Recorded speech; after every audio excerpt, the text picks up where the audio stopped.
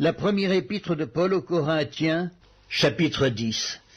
Frères, je ne veux pas que vous ignoriez que nos pères ont tous été sous la nuée, qu'ils ont tous passé au travers de la mer, qu'ils ont tous été baptisés en Moïse, dans la nuée et dans la mer, qu'ils ont tous mangé le même aliment spirituel et qu'ils ont tous bu le même breuvage spirituel, car ils buvaient à un rocher spirituel qui les suivait, et ce rocher était Christ.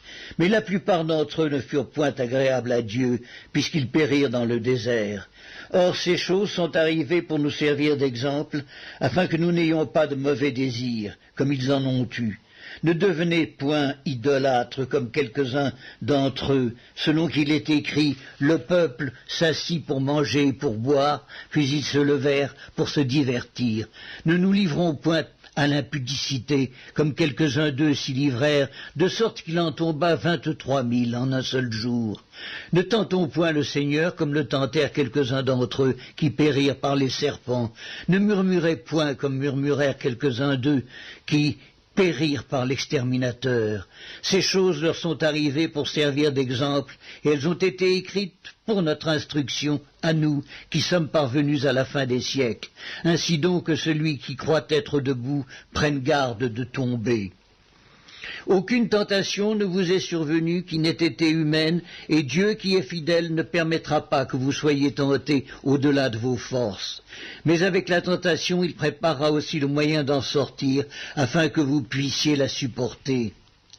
C'est pourquoi, mes bien-aimés, fuyez l'idolâtrie. Je parle comme à des hommes intelligents, jugez vous-même de ce que je dis. La coupe de bénédiction que nous bénissons n'est-elle pas la communion au sang de Christ ? Le pain que nous rompons n'est-il pas la communion au corps de Christ? Puisqu'il y a un seul pain, nous qui sommes plusieurs, nous formons un seul corps, car nous participons tous à un même pain. Voyez les Israélites selon la chair. Ceux qui mangent les victimes ne sont-ils pas en communion avec l'autel? Que dis-je donc? Que la viande sacrifiée aux idoles est quelque chose ou qu'une idole est quelque chose? Nullement. Je dis que ce qu'on sacrifie, on le sacrifie à des démons et non à Dieu.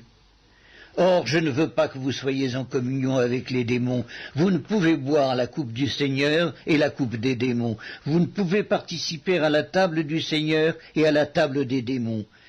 Voulons-nous provoquer la jalousie du Seigneur? Sommes-nous plus forts que lui? Tout est permis, mais tout n'est pas utile. Tout est permis, mais tout n'édifie pas.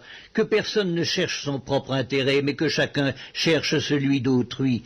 Mangez de tout ce qui se vend au marché, sans vous enquérir de rien, par motif de conscience. Car la terre est au Seigneur et tout ce qu'elle renferme.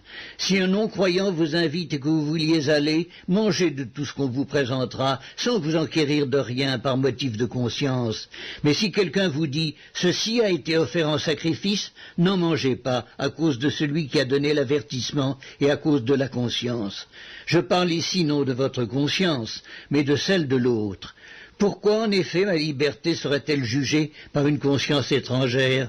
Si je mange avec action de grâce, pourquoi serais-je blâmé au sujet d'une chose dont je rends grâce? Soit donc que vous mangiez, soit que vous buviez, soit que vous fassiez quelque autre chose, faites tout pour la gloire de Dieu.